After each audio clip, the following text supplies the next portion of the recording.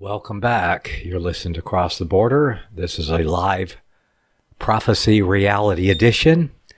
And in this segment, we are going to jump into the book I'm working on and share you as it is right now.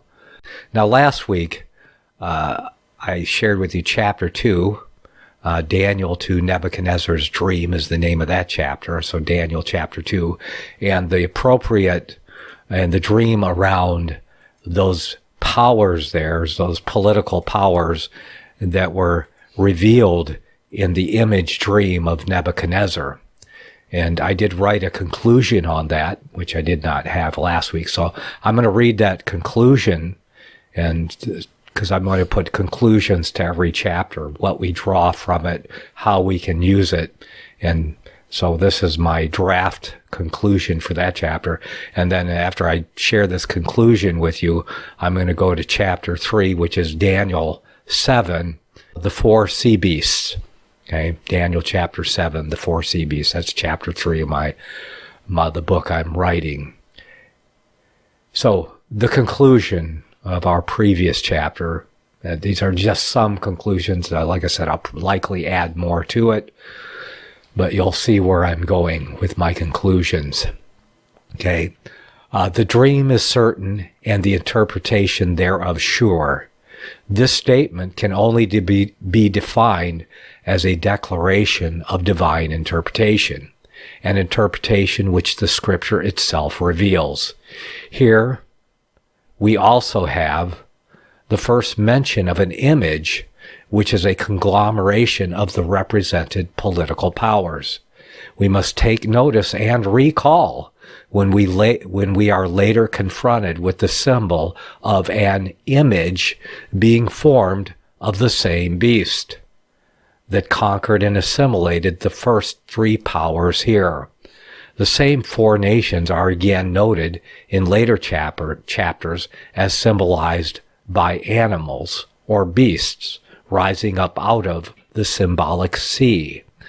We must also consider this image as a template of a sort of the world-dominating powers that would rule until Christ, the stone cut out without hands, shatters the image, supplanting those powers, and sets up his millennial kingdom upon the earth.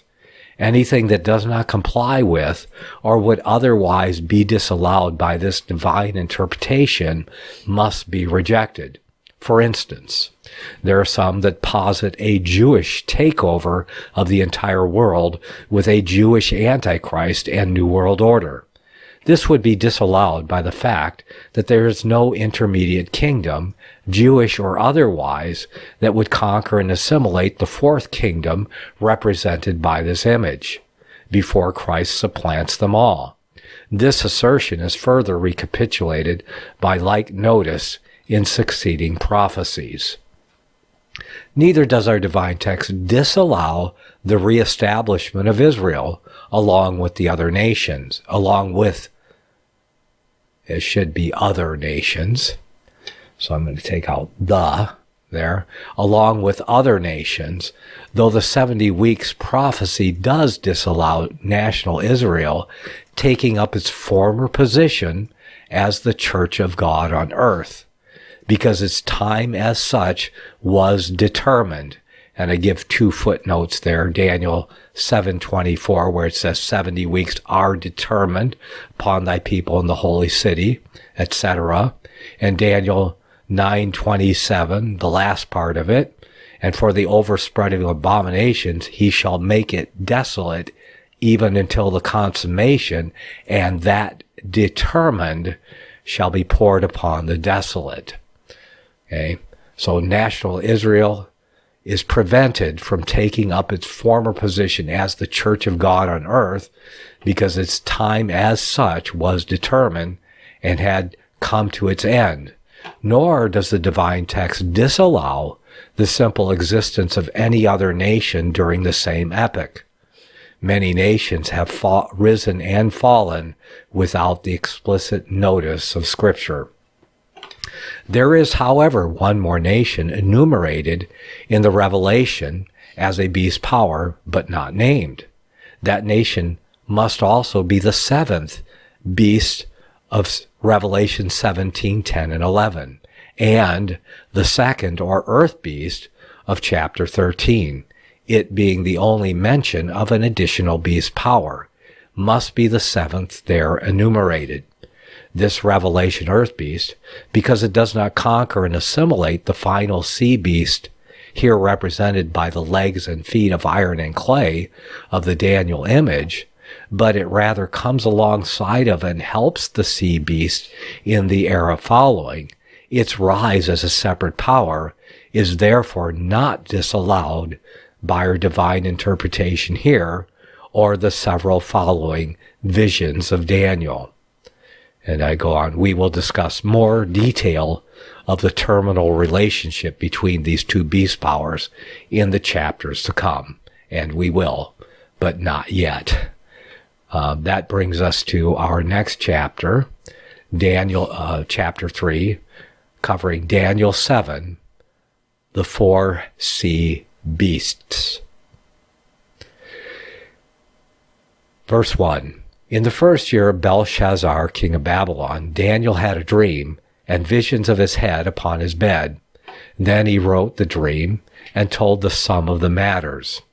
Daniel spake and said, I saw in my vision by night, and behold, the four winds of heaven strove upon the great sea, and four great beasts came up from the earth, diverse, meaning different, from one another. The beast symbol first used.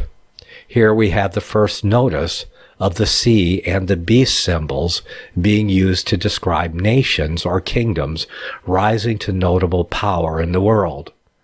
The prophecy of this chapter being fully achieved in history, we need not to expound upon it much further than some of our greatest expositors of the past have already done, so we will rather build upon their work. And here I believe I'm quoting Matthew Henry. The vision itself foretells the revolutions of governments in those nations which the Church of the Jews, for the following ages, was to be under the influence of. 1. He observed the four winds strive upon the sea, upon the great sea. They strove to determine which should be the strongest, and at length remain ruling. This represents the contests among princes for empire, and the shaking of the nations by these contests, to which those mighty monarchies, which he was now to have a prospect of, owed their rise. One forceful wind from any point of the compass will cause a great commotion in the sea, but even more so when the four winds strive for mastery. This is the mastery which the kings of the nations are contending for in their wars, which are as noisy and violent as the battle of the winds. History attests how the locality represented is tossed and torn, how terrible are its concussions, and how violent its convulsions, while the nations are at strife over which shall have the sole power of it. 2. He saw four great beasts coming up from the sea, from the troubled waters. The monarchs and monarchies are represented by beasts, because too often it is by brutish rage and tyranny that they are raised and supported. These beasts were diverse from one another, of different shapes, to denote the different genius and complexion of the nations in whose hands they were lodged. Verse 4. The first was like a lion, and had eagle's wings. I beheld until the wings thereof were plucked. And it was lifted up from the earth, and made to stand upon the feet as a man, and a man's heart was given to it. The first beast was like a lion. This was the Chaldean monarchy, Babylon, that was fierce and strong, and made the kings absolute. This lion had eagle's wings, with which to fly upon the prey, denoting the wonderful speed that Nebuchadnezzar made in the conquest of his kingdoms. In his conquest of kingdoms. But Daniel soon sees the wings plucked a full stop put to the career of their victorious arms. The diverse peoples that had been tributaries to them revolt from them and make head against them, so that this monstrous animal, this winged lion, is made to stand upon the feet as a man, and a man's heart is given to it. It has lost its courage and become feeble and faint, dreading everything and daring nothing. They are put in fear and made to know themselves to be but men. Verse 5, and behold another beast, a second like to a bear, and it raised itself up on one side, and it had 3 ribs in the mouth of it between the teeth of it. And they said thus to it, Arise, devour much flesh. The second beast was like a bear. This was the Persian monarchy, less strong and generous than the former, but no less ravenous. This bear raised up itself on one side against the lion, and soon mastered it. It raised up one dominion, so some read it, Persia and Media, which in Nebuchadnezzar's image were the 2 arms in one breast. Now set up a joint government. This bear had 3 ribs in the mouth of it between the teeth. The remains of those nations it had devoured, which were the marks of its voraciousness, and yet an indication that though it had devoured much, it could not devour all. Some ribs still stuck in the teeth of it, which it could not fully conquer. Verse 6, After this I beheld, and lo, another like a leopard, which had the back of it 4 wings of a fowl. The beast also had 4 heads, and dominion was given to it. The third beast was like a leopard. This was the Grecian monarchy, founded by Alexander the Great, active, crafty, and cruel, like a leopard. He had 4 wings of a fowl. The lion seems to have had but 2 wings, but the leopard had 4. For though Nebuchadnezzar made great dispatch in his conquests, Alexander made much greater. In 6 years he gained the whole empire of Persia, and a great part besides of Asia, and made himself master of Syria, Egypt, India, and other nations. This beast had 4 heads, and upon Alexander's death his conquests were divided among his 4 chief captains. Dominion was given to this beast, and it was given of God, from whom alone promotion occurs. Verse 7, After this I saw in the night visions, and behold, a 4th beast, dreadful and terrible, and strong exceedingly, and it had great iron teeth. It devoured and brake in pieces, and stamped the residue with the feet of it, and it was diverse, different from all of the beasts that were before it, and it had 10 horns. I considered the horns, and behold, there came up among them another little horn, before whom there were 3 of the first horns plucked up by the roots, and behold, in this horn were eyes like the eyes of a man, and a mouth speaking great things. I beheld till the thrones were cast down, and the Ancient of Days did sit, whose garment was white as snow, and the hairs of his head like pure wool. His throne was like a fiery flame, and his wheels as a burning fire. A fiery stream issued and came forth from before him. Thousands ministered unto him, and 10,000 times 10,000 stood before him. The judgment was set, and the books were open. I beheld then, because of the voice of the great words which the horn spake. I beheld even till the beast was slain, and his body destroyed and given to the burning flame. As concerning the rest of the beasts, they had their dominion taken away, yet their lives were prolonged for a season and a time. Aha! I think I just got that. I saw in the night visions, and behold, one like the Son of Man came with the clouds of heaven, and came to the Ancient of Days, and they brought him near before him. And there was given him dominion and glory and a kingdom, that all people, nations, and languages should serve him. His dominion is an everlasting dominion, which shall not pass away, and his kingdom that which shall not be destroyed. I, Daniel, was grieved in my spirit in the midst of my body, and the visions of my head troubled me. I came near unto one of them that stood by, and asked him the truth of all of this. So he told me, and made me know the interpretation of the things. These great beasts, which are four kings, which shall arise out of the earth. But the saints of the Most High shall take the kingdom, and possess the kingdom forever, that even forever and ever. The diverse fourth beast. Then I would know the truth of the fourth beast, which was diverse from all the others, exceeding dreadful, whose teeth were of iron, and his nails of brass, which devoured and brake in pieces, and stamped the residue with his feet, and of the 10 horns that were in his head, and of the other which came up, and before whom 3 fell, even of that horn that had eyes and a mouth, that spake very great things, whose look was more stout than his fellows. I beheld, and the same horn made war with the saints, and prevailed against them, until the Ancient of Days came, and judgment was given to the saints of the Most High, and the time came that the saints possessed the kingdom. You just have to ask a question there. How long does he prevail against the saints? Until the Ancient of Days comes. Yeah.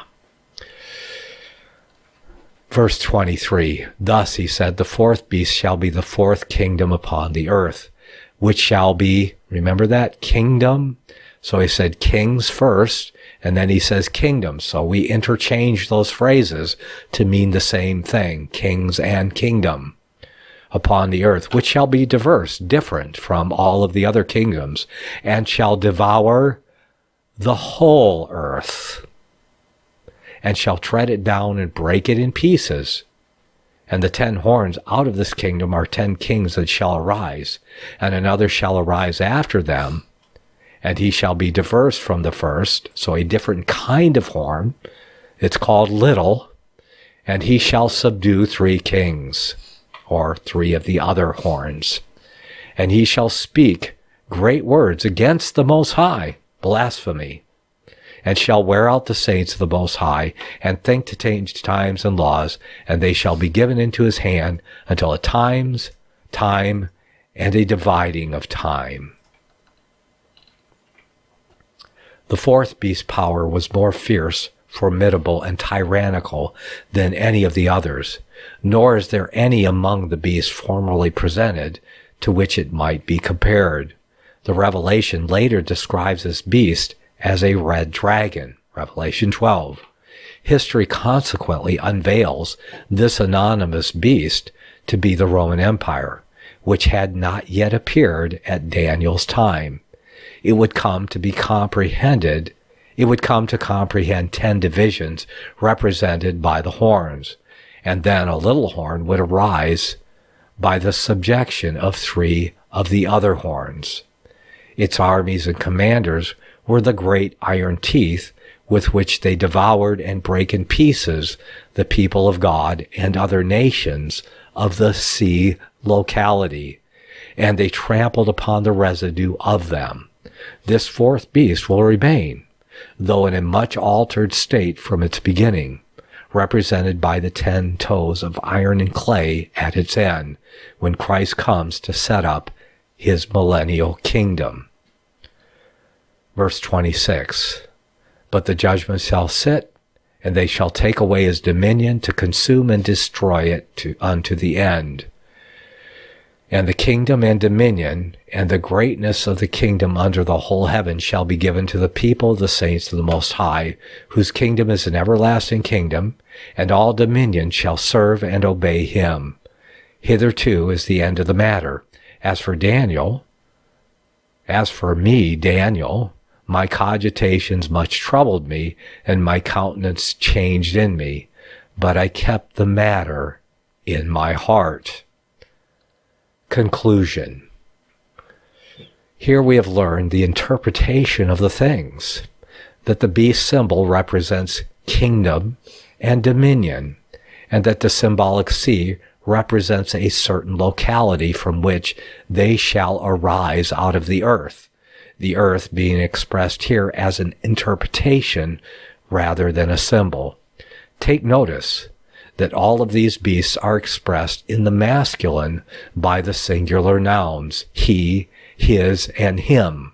Some would posit thereby that these beasts may represent individual men. However, the opposite is what our text reveals to be the rule.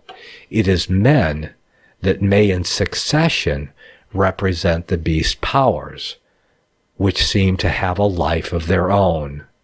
They are not men, but are the creation of men who are made in the image of God, which may be one of the reasons that they are depicted as beasts in apocalyptic prophecy. We also understand the original horns to be divisions of the entire territorial dominion of the beast power represented. For John in the Revelation reveals to us, and that's, I'm speaking of the fourth beast there, being the power represented. For John in the Revelation reveals to us that those divisions receive no power until well into the Christian era. And the 10 horns which thou sawest are 10 kings, which have, at the time of the Patmos event, received no kingdom as yet. Revelation 17:12. The Gothic invasion that precipitated the fall of the Roman Empire into those 10 dominions was hundreds of years future from 95 AD.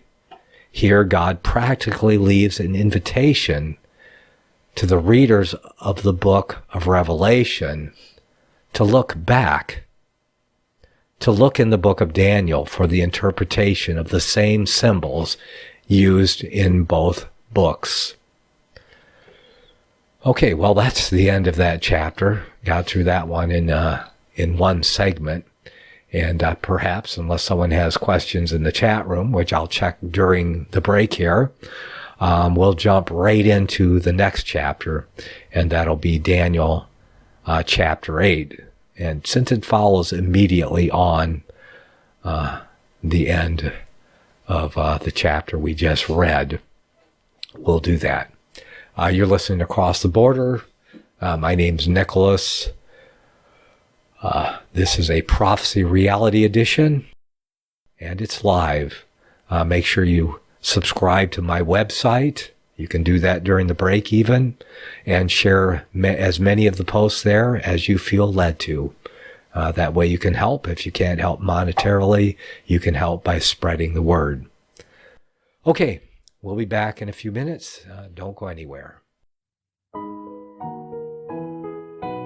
The program you are listening to is 100% sponsored by you, the listener, on this First Amendment Rights Media channel. You will notice that there are few commercials on this radio network. There's a good reason for that. Corporate advertising dollars come with strings that limit program content. So without your help, these programs cannot continue on satellite, internet, or our several affiliates. If you benefit by the educational law programs, we ask you to give. If you are admonished or nurtured by the Bible and ministry programs, we ask you to give.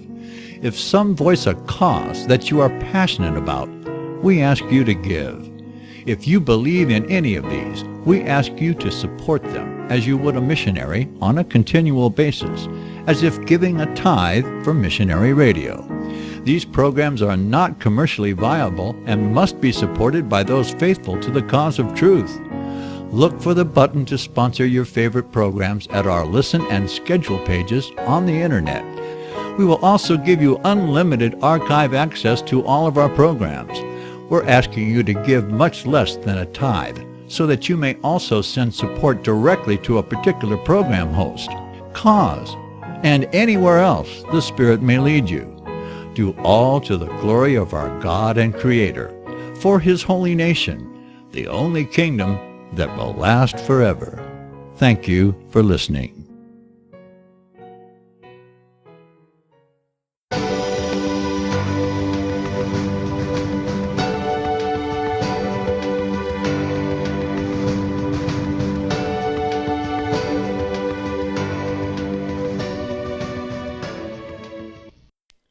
Welcome back. You're listening to Across the Border. This is a live prophecy reality edition, and I believe we're going to jump into Daniel 8. We may have time to finish it. I hope we do. Since I blew through chapter 7 pretty good. Let's see. Gigi had a question in the chat room about who is the little horn. Of course, the little horn would refer, I believe, to the Vatican. Okay, the 10 horns, if it are the 10 divisions of the whole Western Roman Empire. Okay, the little horn would have to be littler, a smaller division of one of those divisions. That's what I would posit, which I would mean would be the head or Vatican City. Okay, that's how we would go for that. If it's different. Plus, it's given a mouth, and it speaks great things in blasphemy, indicating a religious power. Sits on 7 hills. Well, the Rome is the city of 7 hills. I'm not sure. Well, the Vatican, I guess, is its own hill. But the Vatican is located in Rome, the city of 7 hills. So we'll sort all that out perhaps later. But that's part of what's going on here, and is sorting all of these things out: the heads, the horns, the crowns, what it all means. Once we learn what it means, then we know that excludes just everything else. Okay. This is chapter 4. We will be covering Daniel 8. Verse 1, In the 3rd year of the reign of King Belshazzar, a vision appeared unto me, even unto me Daniel, after that which appeared unto me at the first. And I saw in a vision, and it came to pass, when I saw, that I was at Shushan in the palace. So in the vision, he was in the palace at Shushan, which is in the province of Elam. And I saw in a vision, and I was by the river of Ulai, or Ulai. 1. Here we have the date of the vision. It was the 3rd year of the reign of Belshazzar, which proved to be his last year, as many reckon.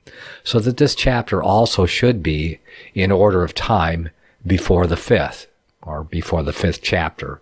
So what he's saying here, we get from Matthew Henry, is that Daniel's not necessarily chronological in order. That Daniel might not be surprised at the destruction of Babylon now at hand.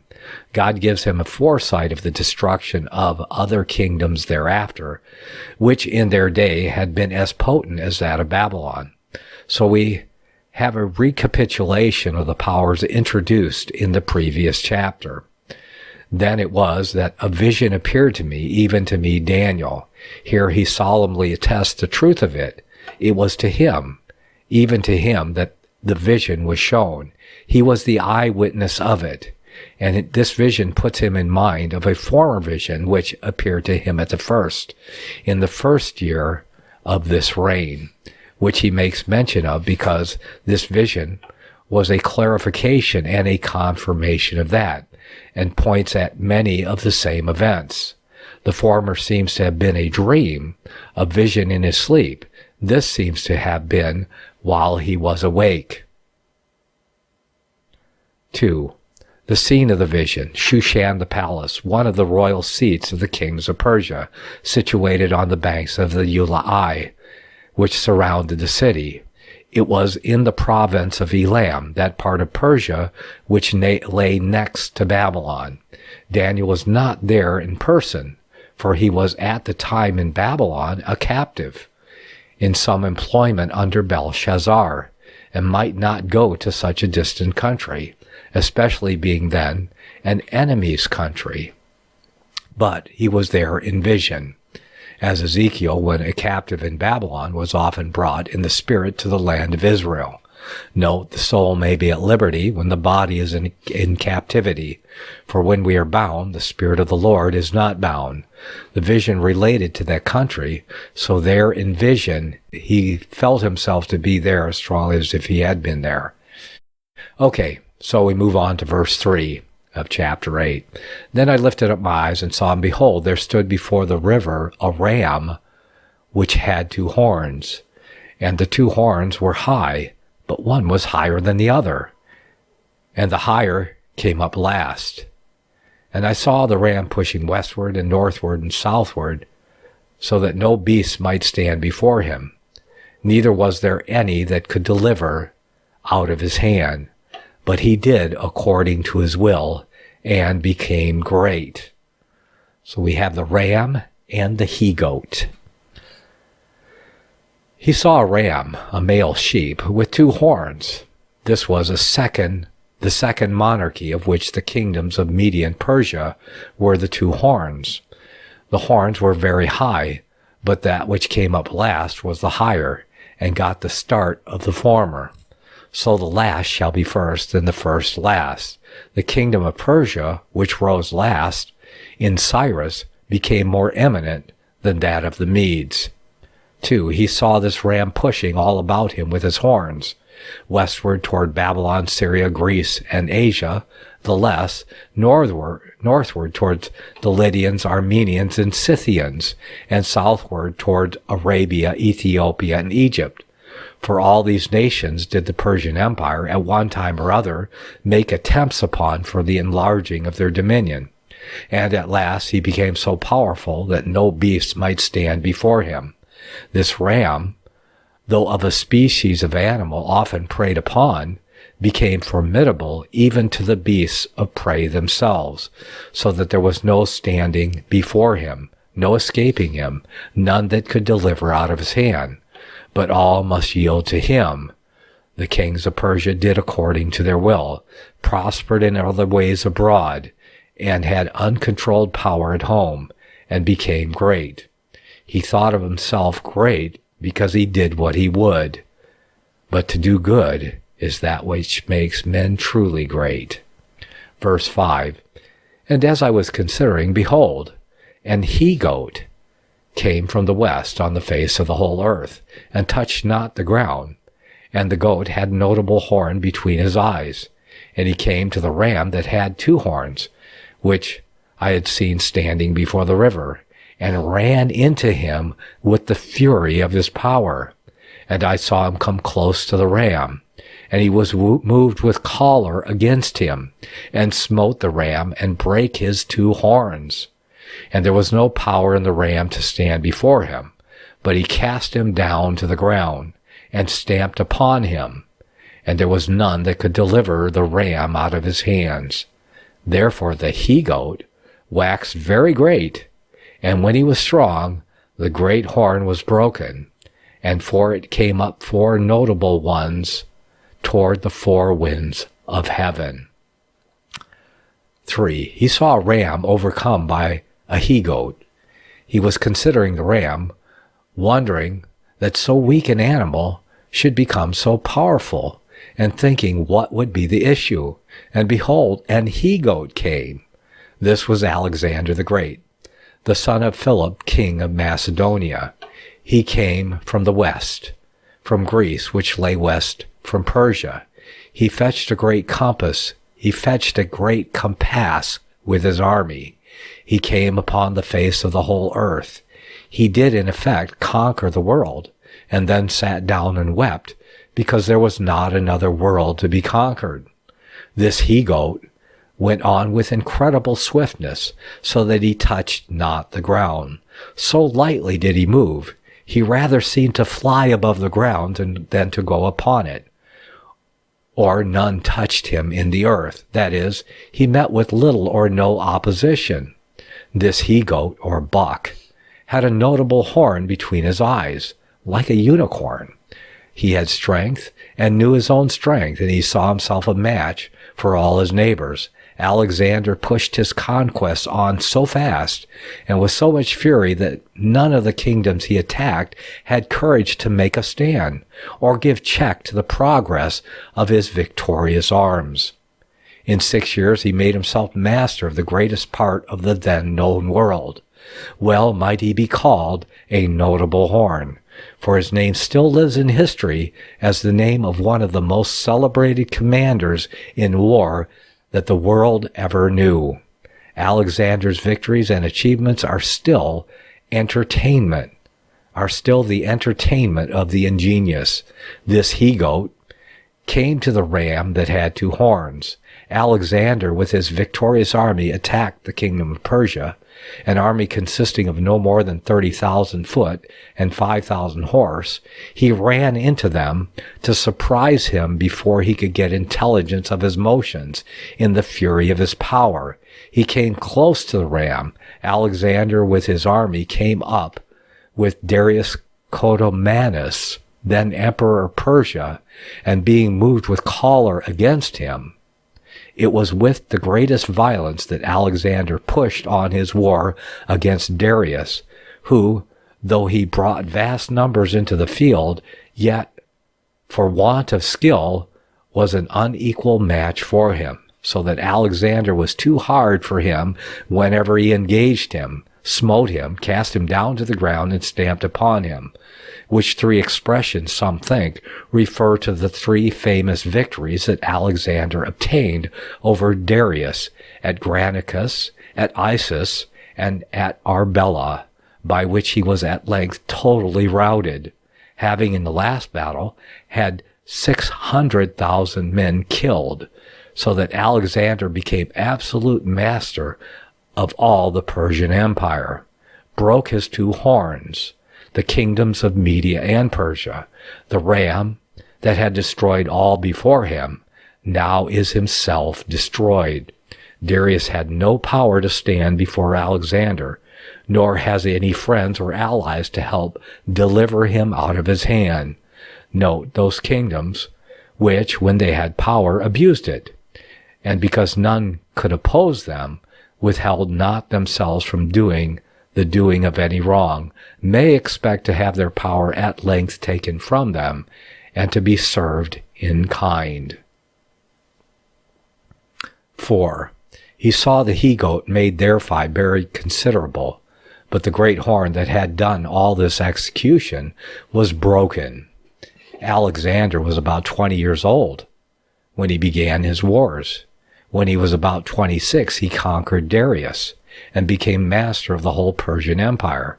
But when he was about 32 or 33 years of age, when he was strong in his full strength, he was broken. He was not killed in war, in the bed of honor, but he died a drunken surfeit, or as some suspect, by poison.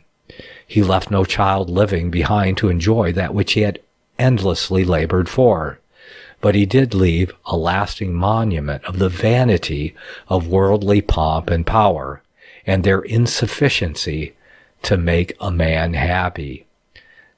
5. Daniel saw this kingdom divided into 4 parts, and that instead of one great horn, there came up 4 notable ones.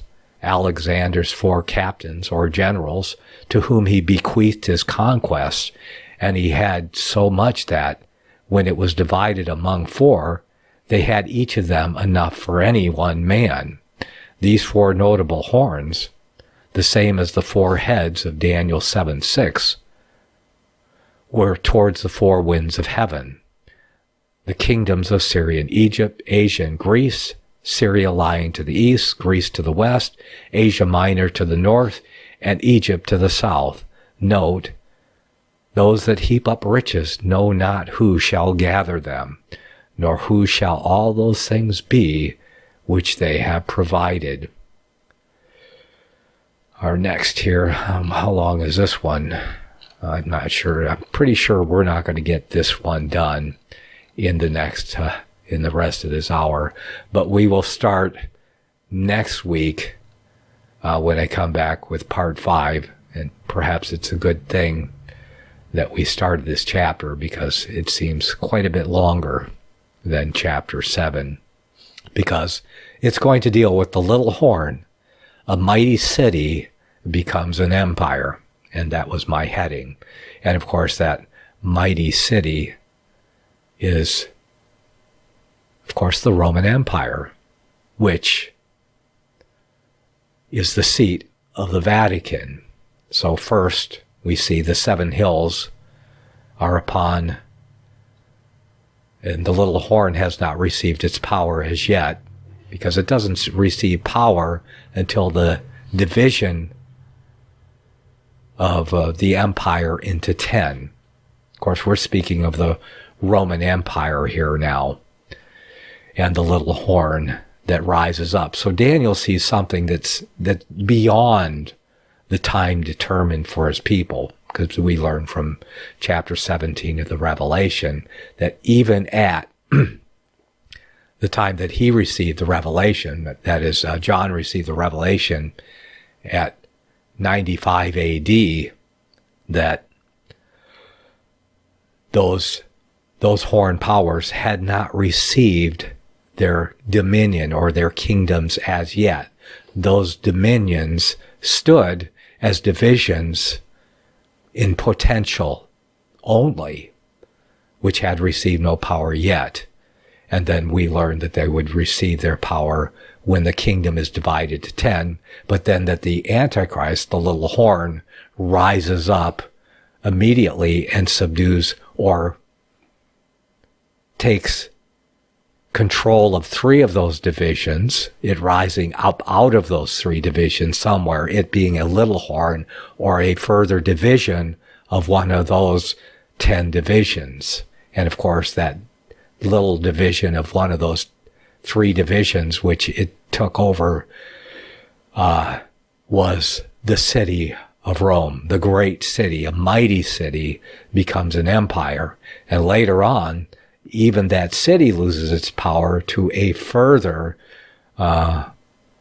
division, being the Vatican. There's the mouth, the man with the mouth, speaking great things and blasphemy. Of course, I believe the Roman Empire, before the Vatican division, spoke as much blasphemy as the other, but it worshipped many gods and many religions.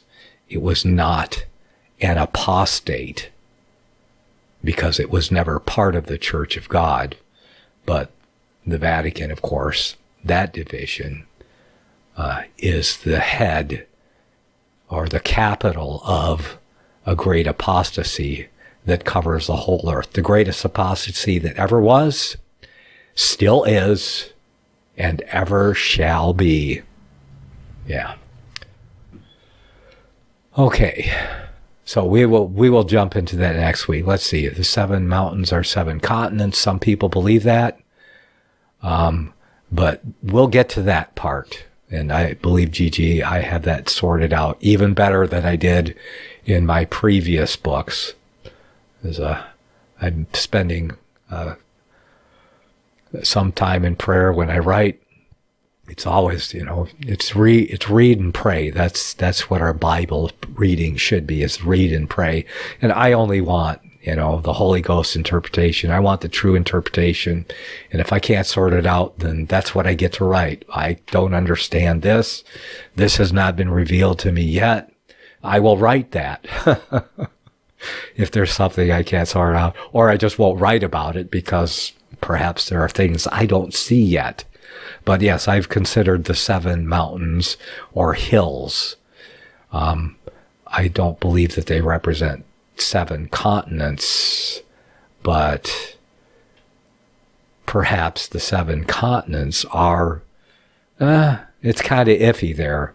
And I'm still working that out in the appropriate chapter, because I do have a chapter on that, one of the chapters to come. But I'm already writing that anyway. So anyway, those questions, if you have a specific question, 17:9, but 17:9, if I go there, okay, here's a mind which has wisdom. The 7 heads are 7 mountains or hill on which the woman sitteth. Now, the woman does sit on every continent, and I believe that's revealed as the many waters. Since the waters is multitudes, nations, tongues, and peoples, there are multitudes and nations and tongues and people on all of the 7 continents. So I believe that's where that is revealed as her sitting upon many waters, not just the waters, the multitudes, nations, and tongues and peoples of the Western European Empire of the old world, but the many waters of the whole earth, because that would, in that statement, extend to the whole earth. So I believe that's where the 7 continents are mentioned. But here I believe it is specifically the 7 hills of Rome and the 7 heads. I'm still looking into that, still praying about that, but I think I'm beginning to get some revelation about what that means, and that is in this book, because that is part of what we're covering here. The heads, the horns, the crowns, and every related beast, exposition of every symbol that is used with the beast is what I want to sport out. And I appreciate your comments on that, and we will consider everything and try to answer any questions that have to do with those things. So anyway, I thank you for that, Gigi, in the chat room. So yeah, I believe I just covered that. And we do talk about the United Nations. Yeah. I made a note of that when we spoke of the image in chapter 2, that's where we get our interpretation of the image created in chapter 13. So we need to apply that apocalyptic interpretation, that divine interpretation that we get from chapter 2 needs to be applied.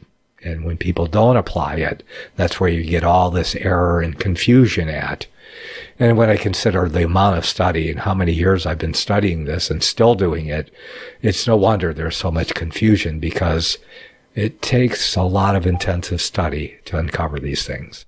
But that's all we have time for today. And like I said, we will pick up where we left off next week. In the meantime, may the Almighty bless you and keep you as you travel on the narrow way that leads to life. We'll see you next time. The book of Revelation says, the spirit of prophecy is the testimony of Jesus Christ. This is at the very heart of FirstAmendmentRadio.com. In that spirit, we have created the Prophecy Reality News app for all of your mobile devices, streaming First Amendment Radio 24 hours a day, 7 days a week. Available for your Apple, Android device, and smartphone, absolutely free. Get the Prophecy Reality News app installed today, so you can listen to First Amendment Radio wherever you are. The Prophecy Reality News app. Get it now.